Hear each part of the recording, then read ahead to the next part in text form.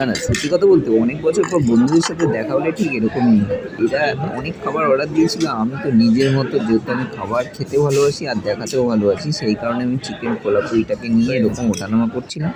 আর আমি দেখছিলাম আমাকে একটু কেমন লাগছিল।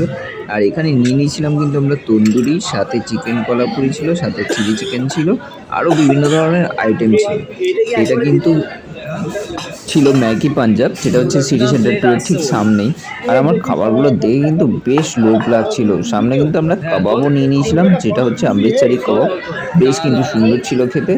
আর প্রাইস পয়েন্টটা সব কিছু বলছি, ডিটেলসটা সাথে থাকো। আশা করি তোমরাও কিন্তু একবার খেয়ে আসতে পারবে। খিস্তি খেয়ে মানবি নাকি মেনে খিস্তি খাবি? তুমি না দাদা, আমি বলছি দাঁড়াও, কেমন করে সরাতে হবে। তো এখানে আমরা বন্ধুরা মিলে কিছুক্ষণ ইয়ার্কি মারছিলাম, হাসি ঠাট্টা করছিলাম। তারপরে কিন্তু খাবার চলে এসেছে। এই খাবারের পালা দেখতে পাচ্ছ কেমন ডিলিশিয়াস খাবারগুলো, বেশ কিন্তু সুন্দর। আর আমাদের টোটাল বিল হয়েছিল 4100 টাকা, তার সাথে কিন্তু বিয়ারও ছিল। তো যাই হোক, সেটা তোমরা আলাদা করে যদি দেখো তাহলে কিন্তু 379 টাকা আমাদের খাবার খরচা পড়েছিল।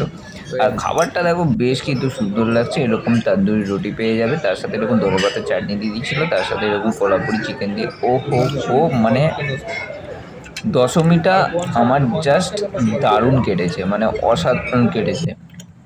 এরকম খাবার দাবার যদি মাঝে মধ্যে হয় তাহলে কিন্তু ভালো হয় না। আর জীবনে সত্যি কথা বলতে টাকা ইনকাম করার সাথে সাথে একটু আনন্দও করবে, তাহলে কিন্তু দেখবে পুরো জীবনটাই এই রকমভাবেই আনন্দে আনন্দে কেটে যাবে। শুধু টাকা ইনকাম করলে কিন্তু ভালো থাকবে না।